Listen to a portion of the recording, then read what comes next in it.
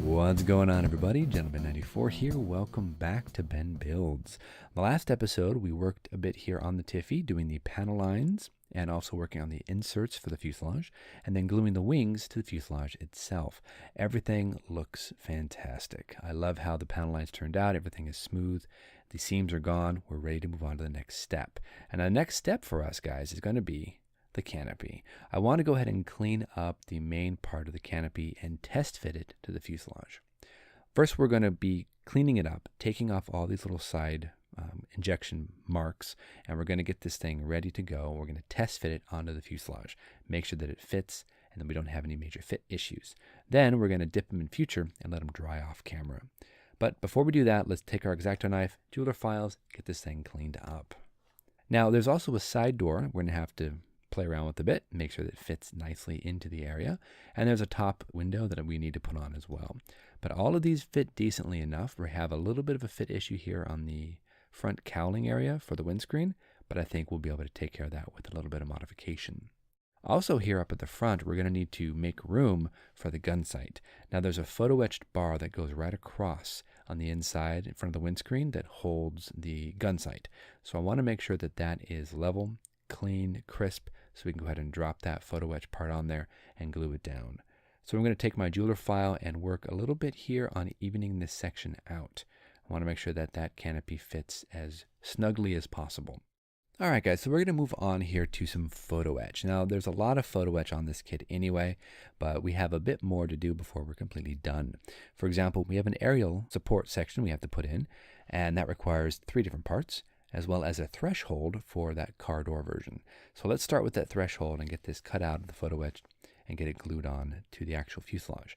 And it really doesn't seem to be that difficult. We just have to make sure it fits, and then we can drop some super glue on it and get that thing secured. So I'm going to have to do a little bit of adjustment here, but I think we can drop a little bit of super glue on that, and we will call that a done part. Then we'll have to move on to the next area, but that looks pretty cool. I like that. Now moving on, we have quite a bit of photo etch to do for the landing gear area. We have our gear doors that require hatches and our secondary doors there that will require some sort of metal part. I don't know what they're called really, but we need to put them on. So let's go ahead and start with that. Now we're going to need our gear doors, which are right here.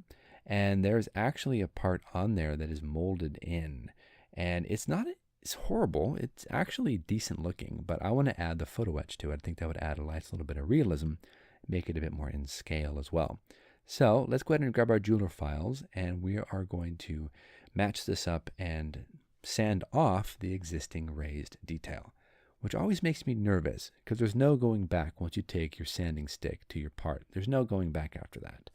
So let's pull out this with our flush cuts, and let's get ready to remove the part. So a few swipes with my jeweler files, and these are pretty much ready to go. And we're going to take the flat side of this file and we're going to go over the raised part. You can kind of see it here as we start to file it down. It'll start to disappear, and that's what we want. Now, of course, we're going to have to come back and glue on the metal part, the photo etch, in the exact area that this part was originally molded. And it shouldn't be that difficult to do. But one at a time, I'm going to use the other existing one to match and make sure I get the part in the right area. Then I want to take a little bit of the sandpaper here, kind of go over that, clean up the area, make sure that that glue really can adhere to the plastic itself, because I can't use regular glue. I got to use super glue. All right, and this is where it goes right about here. I got some super glue on the inside of that, and we will press it down. There we are. So that's what we come up with right there. And we're going to use the back of our X-Acto knife to tamp it down, make sure it's really securely stuck onto the plastic, and we're going to call it quits for that. Nice. So next we have to put on these oval access panels here on the inside of the gear bay doors, and those are going to be pretty much the same system as we did before. We're going to cut them out, drop some glue on them, we're going to position them and push them down onto the plastic. Shouldn't be all that difficult to do. And we only have 2 of them, one on each of the inner doors. So easy enough, right? At least, well, let's hope so. Okay, that actually wasn't that bad. Same process I did before, but there was no existing part that we'd have to clean up. So we just glued these down to it, and that's what we have. So that's actually really cool looking, and I think it's going to add a little bit of realism, and I like how it appears. So with that being done, we are pretty much ready for the next step. Now I'm going to step away from the photo etch because photo etch drives you insane, and I want to put on the landing gears. Now the landing gears itself, they don't look that complicated, but I want to get these gear bay doors on and get these landing struts glued in and get these things all attached. Now the landing gear fit into the gear bay doors with 2 little locating pins. They don't really look that difficult and they fit well. Everything is nice and snug. So just a few drops of this Tamiya extra thin right on those locating pins, we should be good to install the landing gear onto the gear bay door. That should be simple enough. Then we'll just glue them down inside, and we got to get the actuators and the outer doors, and we should be done with the landing gear bay completely, except for paint, of course. These gear bay doors will go ahead and plug in to these very nice little locating tabs, and it fits decently. It's a little loose, but I think we can tighten it up with a bit of glue for sure. Now, let's go ahead and take a little bit of the extra thin, and let's just draw it right along that seam. That should pull in that extra thin, make sure that that is really nicely secured. And we'll put some glue here and there, and then we're going to move the landing gear around a little bit, really make sure that it sucks into that opening, it gets all over that tab, gets into the locating pin, and we're going to let that dry. I want to make sure that we have a nice alignment as well. Luckily, this is a square locating pin, so it's much easier to get that kind of lined up where they want you to have it. As you can see, it looks decent. At least I think it does. So let's do the other one, and we'll move on to the next section. Okay, so I've done the other one off camera, and I'm going to be working now on the actuators for the landing gears themselves. And this is an odd-shaped part, but it's not too difficult really to glue in. Only 2 locating pins, one in the landing gear bay and one on the landing gear itself. So nothing too bad. All right, let's get the other side done as well. And it's going to be the same procedure. We're going to drop a little bit of glue onto the locating pin, put the locating pin into the wheel bay, and then into the landing gear itself. And that should be almost where we want it. Let's position it where we need it to be. There we go. Yep, looks pretty decent. We should be able to let this dry for maybe 10-20 minutes before we want to put any pressure on it, because, you know, I don't want to have to bend the landing gear or break it. So yeah, this looks good. I like how this looks. Okay, so let's go ahead and work on the inner bay doors as well. And these are all clean and ready to go. The photo etch is on. So let's glue this down to the inside tab right here. There is one actuator we do have to install in here as well, though. So let's go ahead and find that part, use our flush cuts, and clean it up and get it ready. So here we are. There's a part right here. We need one little locating pin here at the end. Get that clean. And then using some tweezers, we'll go ahead and place it into the wheel well. Really, these landing gears are decently detailed. You could do a whole bunch of other stuff with them, but I don't think it's necessary. I think it looks fine the way it is. Now this kit comes with 2 different rear tail wheels.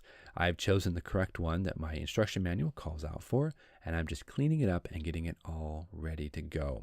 Now I'm not very familiar with resin. I know that this is a very high quality resin though, because it just, the way it feels, it doesn't feel brittle, doesn't feel, cheap. It feels nice and solid and secure, and it looks beautiful, and it's easy to work with. So I think this is a pretty high quality resin. So I'm going to go ahead and clean this up, and then we're going to glue it into the rear tail wheel well.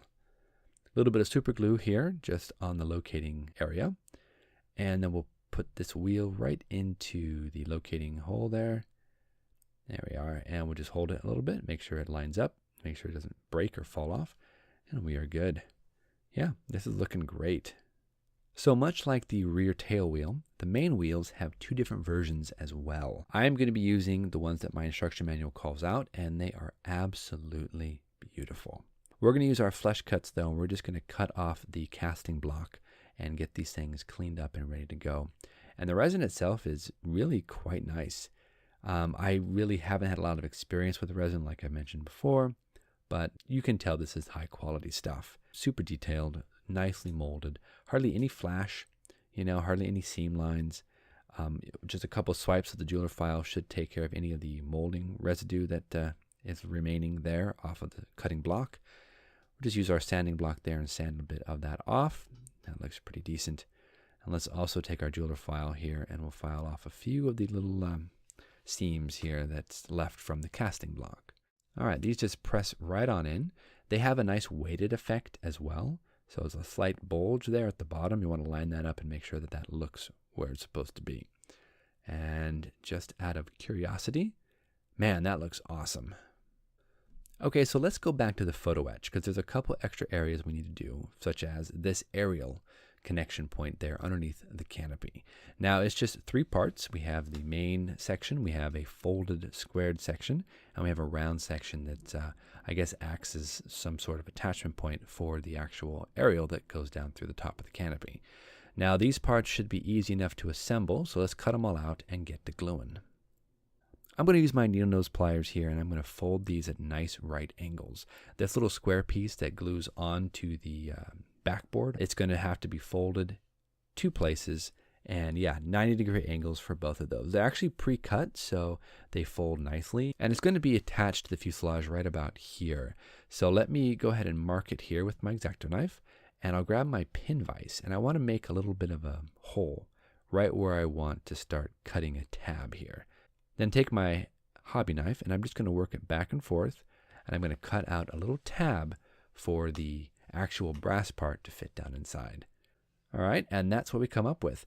We cut a little bit of a hole there, we fit that right down into the tab, and we are ready for the next section. That looks great. I like it. Adds a little bit of realism to it. It's not too thick. Looking good. Okay, so the last thing I want to do today is I wanted to glue on this support for the gun sight. And we're going to have to be really careful with this because it is super hard to get this thing glued in here. So we're going to hold it with my tweezers, my angled tweezers, and we're going to put a little bit of glue on each of the points, and we're going to hopefully get this thing glued down. All right, everybody, so this is how the model turned out so far. We have the photo etch there, pretty much the last of it. The gun sight is glued into the support. Everything is looking fantastic. The landing gears are good. They're solid. They're holding up. The rear tail wheel's also holding up. Everything is, coming along. But anyway, let's test the canopy fit here. And that actually looks decent enough. We're going to have to kind of adjust it just a little bit, but the gun sight doesn't impact it. Everything looks clean. We are good to go. Next episode, I want to work on some paint. So until then, guys, thank you so much for watching. We'll see you back here on Ben Builds episode 7. Until then, take it easy. We'll see you soon.